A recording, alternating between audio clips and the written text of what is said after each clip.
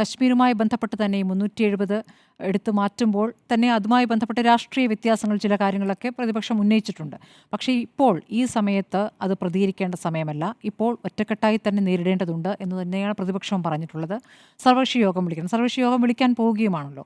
ഉന്നതതല യോഗം ചേർന്നിരിക്കുന്നു. അടുത്ത സർവകക്ഷി യോഗമാണ്. അപ്പോൾ കടുത്ത മറുപടി നൽകണമെന്നുള്ള കാര്യത്തിൽ ഇന്ത്യ ഒറ്റക്കെട്ടായി തന്നെയാണ് നിൽക്കുന്നത്. ആ ഒരു മറുപടി വൈകാതെ ഉണ്ടാകുമെന്ന് തന്നെയാണ് കരുതുന്നത്. ഇപ്പോൾ പറഞ്ഞ നയതന്ത്ര ബന്ധങ്ങൾ വിച്ഛേദിക്കലടക്കം ഇപ്പോൾ നയതന്ത്ര വിദഗ്ധർ തന്നെ പറയുന്നത് പല തലങ്ങളിലെടുക്കുന്ന തീരുമാനമാണ്. ആദ്യം ഒരു തീരുമാനം, പിന്നീട് അടുത്ത തീരുമാനം, ആ രൂപത്തിലായിരിക്കും അത് ചെയ്യുക.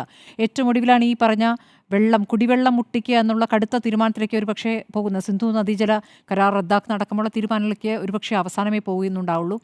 ഇപ്പോൾ ഇതിൽ ഒരു പ്രധാനപ്പെട്ട പ്രശ്നം വരുന്നത്, അങ്ങനെ ഒരു തീരുമാനത്തിലേക്ക് പോവുകയാണെങ്കിൽ തന്നെ നമ്മൾ ആരോടാണ് ഏറ്റുമുട്ടുന്ന വിഷയമുണ്ടല്ലോ. പാകിസ്ഥാന് യഥാർത്ഥത്തിൽ ഒരു സർക്കാരുണ്ടോ?